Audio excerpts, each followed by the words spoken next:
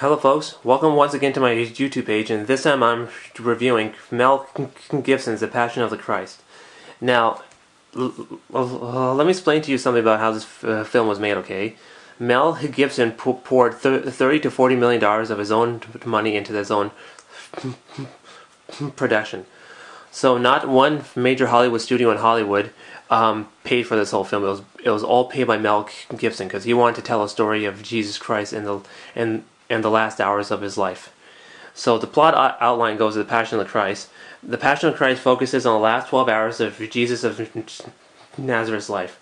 The film begins in the Garden of Olives, where Jesus has gone to pray after the Last Supper. Jesus must resist the temptations of Satan. Betrayed by his friend Judas, Jesus is then arrested and taken within the city walls of Jerusalem, where leaders of the Pharisees confront him with the accusations of blasphemy, and his trial results in condemnation to death, basically the crucifixion on the cross, where he dies on the cross. That's basically the plot of The Passion of Christ. And it's kind of sad because I wanted to see Jesus Christ's life story from when he was born in a manger all the way to his all the way to the crucifixion and his resurrection 3 days later, and also in between. We didn't get to see that inside here, folks. All we saw was in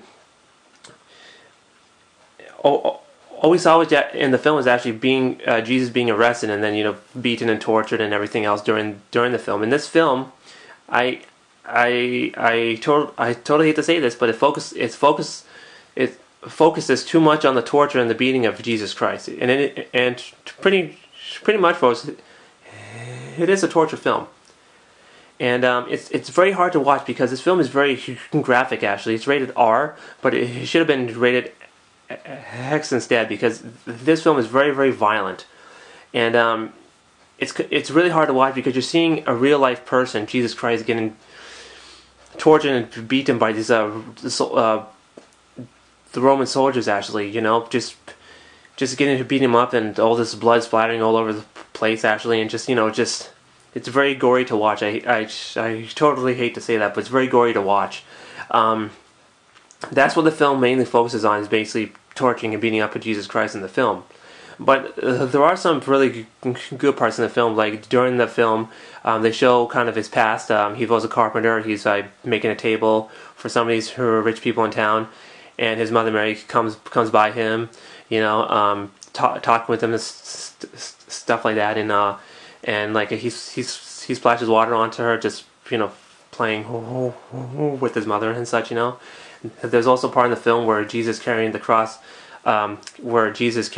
in town before he was going to be crucified on the cross, and he falls down and Mary goes to him, and there's a scene during that where Mary remembers Jesus as a baby when he falls, and she goes to him.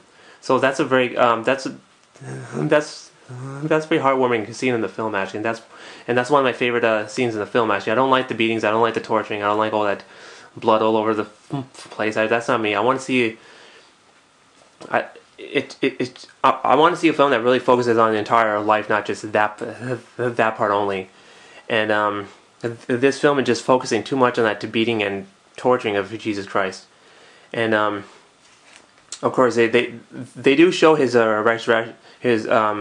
crucifixion, being nailed down to the cross, and being nailed down to the cross, and being nailed down to the cross, and meeting the two criminals who are right beside him, also on their own crosses as well. He meets a criminal who is repenting for a sin, and Jesus Christ tells him, "You're going to be with me in heaven." And there's another one who really is a bad criminal, actually, who's most likely going to hell.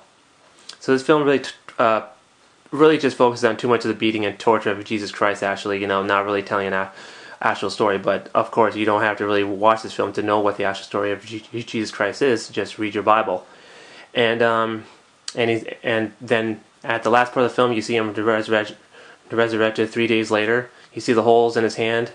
That's, of course, he was nailed to the cross, so there's holes in his hand. He was resurrected 3 days later, but they don't show what happens after that. So that's basically where the film ends.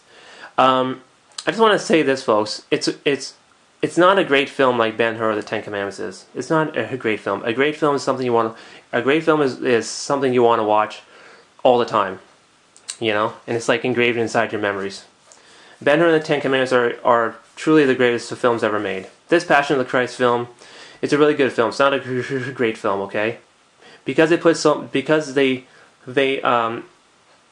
emphasized Mel Gibson. He too much emphasized on the beating and torturing of Jesus Christ. This film is just, you know, it's a once in a while film to watch. It's not like an all the time thing like Ben-Hur, the Ten Commandments. You can watch so many times over and it's always a new experience. This Passion of the Christ is just a really good film. You can just put it on your shelf and just leave it there, and then, you know, if you feel a little bored, you can just watch it if you want to. That's the type of film the Passion of the Christ is. And it sends a very good message by Jesus Christ really sends a good message in the film to be good to people. And there's a scene about that where he's talking to his disciples, and that's during the beatings of Jesus Christ actually in the film. Let me show you the Blu-ray. It's really good. Now, I just want to say that's an incredibly awesome cover for the Passion of the Christ. That's awesome. You got the definitive edition where it's on top, and it's a blue cover, and it's one of the best covers ever for a Jesus Christ based film. I just want to say the original Passion of Christ was released onto DVD and had the most ugliest brown cover ever. I'm glad that Fox